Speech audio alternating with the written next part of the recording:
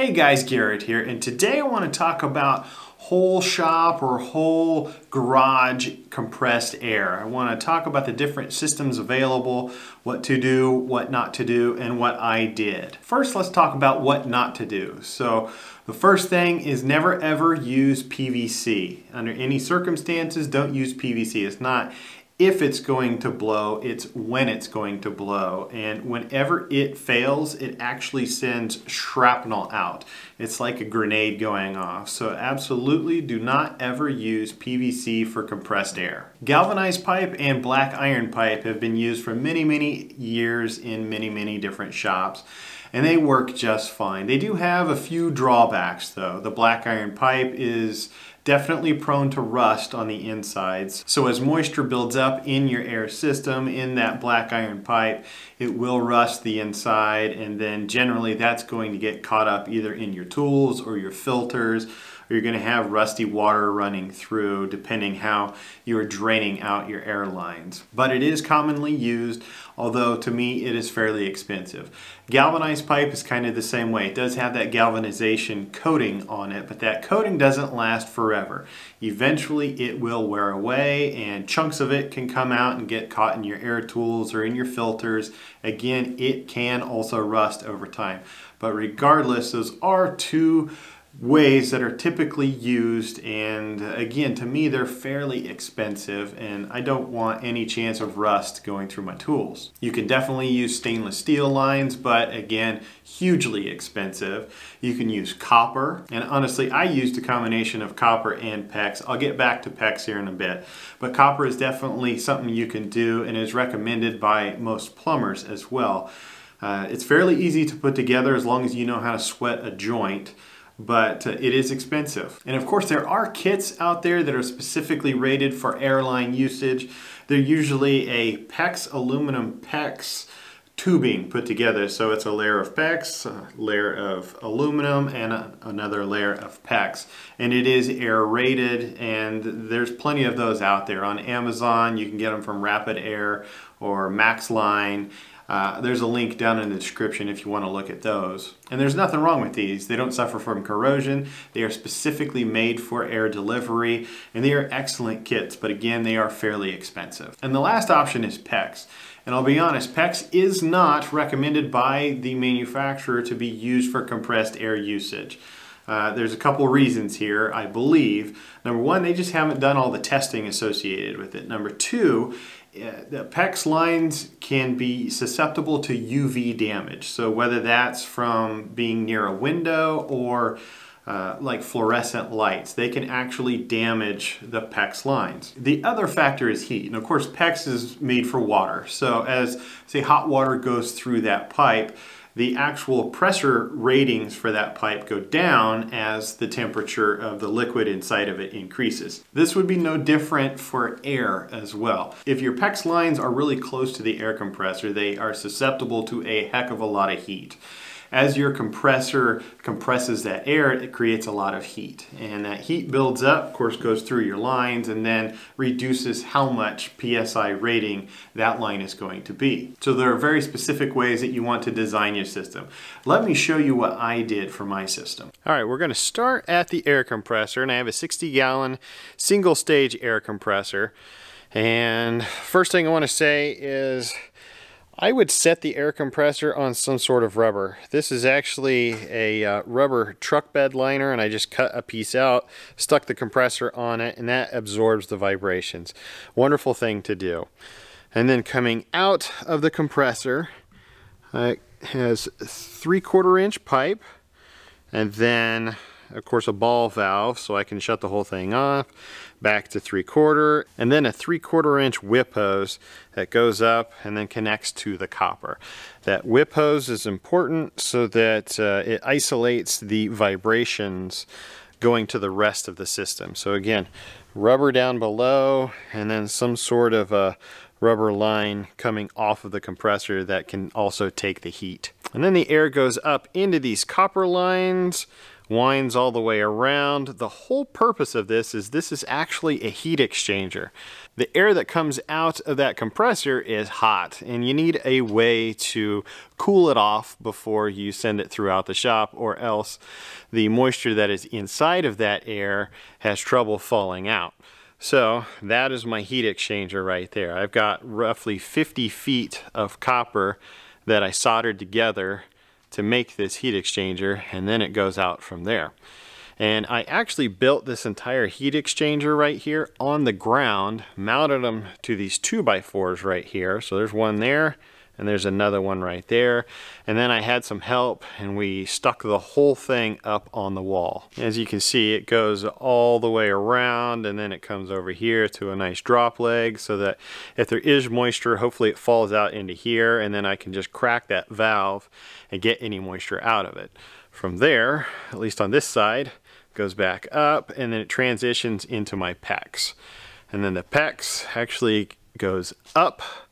It actually goes up like this. So if there is any water that's in that line, it can fall backwards, back down to this drop leg right over here. And then it actually starts going back downhill over here to a pressure regulator. And of course, this pressure regulator is at a low point, so if there is any moisture, it gets caught up in here. And of course, there's a filter in there, and it's also a pressure regulator. And then of course, it goes to my hose reel, and I definitely recommend these hose reels.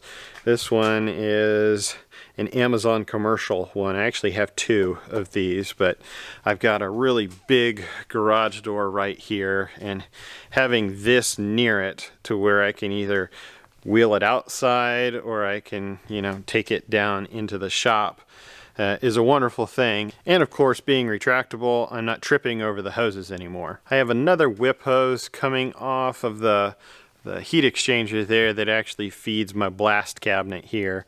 And again, it goes down to a pressure regulator, filter. You know, again, the water can come out of that before it gets into here. And then on the other side here, connects to the PEX and starts going all the way down again to another regulator, filter, combination to another hose reel. And as you can see, that hose reel right there is where all of my tools are, and then of course it's also right where my 2-post lift is. So think about where you're going to have your outlets and where you're going to be using them.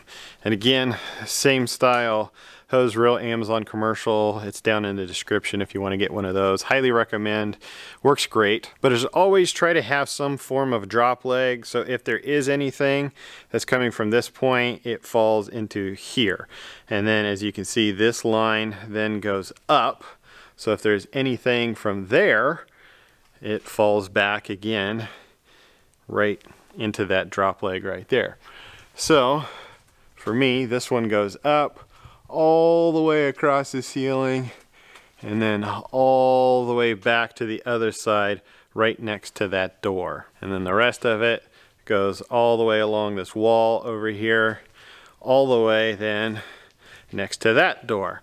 So my suggestion would be to put some sort of an air outlet near every single door. Not all of them have to be regulated. This one is not regulated, but that one is. And it's all kind of dependent upon what you're going to be using that space for. But ideally, you're going to have these retractable units near the spaces that you're going to use the most. So for me, that is right next to all of my tools and stuff, and then right next to that big door right there. Tripping over air lines is never fun. As I mentioned before, this is a single stage compressor, and it has a maximum of 140 PSI. I would not use any sort of the PEX with two-stage compressors or compressors that are just going to be higher pressure ratings than, say, that 135 to 140 mark. If that were the case, I would probably go ahead and run copper the rest of the way to do it. But because this is a relatively low pressure system, I think the PEX works just fine. Here's another one of my drops. It just comes down to the pressure regulator and then just a chuck that I can connect a hose reel into. Remember, with your PEX, keep it away from anything that's going to be UV. and that means windows for sure. And then same deal with fluorescent lights. Fluorescent lights actually put out UV, and they can hurt your PEX pipe. So do not put them around the UV, or if they're going to be around, say like a fluorescent light, cover the PEX pipe with something. It could be like an insulation blanket or something like that. Just keep it protected. All of my lights are LED, and if they give off any sort of UV, it is very, very negligible. So LED lights, generally speaking, are okay around the PEX. For my shop air system, I probably have about 200 bucks into it. Like I said, I already had the PEX lines. I just needed to get a few fittings for that. Had to buy all the copper lines, and of course the different ball valves, as well as the whip hoses. And all of that came out to be about 200 bucks. Where things start to get expensive is when you have to buy all of these regulators. These regulators get kind of expensive, and of course these aren't cheap either. But it doesn't matter what type of system you're going to be using, because you're probably going to be using some sort of a regulator and some sort of a hose reel for any of the systems. But regardless, I think this is about one of the cheapest ways that you can do the shop air and have it actually last for a long time. I think this radiant heat exchanger right here is probably one of the most important parts of it, and it's something that most people forget to do or don't know that they should do. Spend the money on that, absolutely, and then run the PEX pipe off of it. Hopefully getting a visual of how I set mine up can kind of give you some ideas of what to do for your own.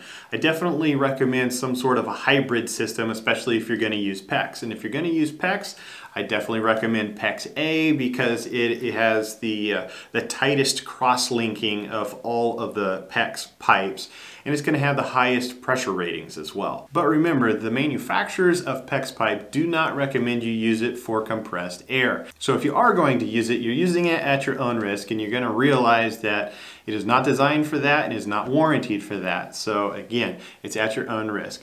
With that said, for my own system, for my own, you know, it's a home system. It's not a commercial space or anything like that. It's going to work just fine. And I used a bunch of it that I had left over from my home build project, so might as well just use what I have. And if a problem does happen, I have more PEX pipe. I can just splice a piece in, and then I'm back up and going again. But I accept those risks. Make sure to hit that like button down below, as well as subscribe. Thank you guys again. I'll see you next time.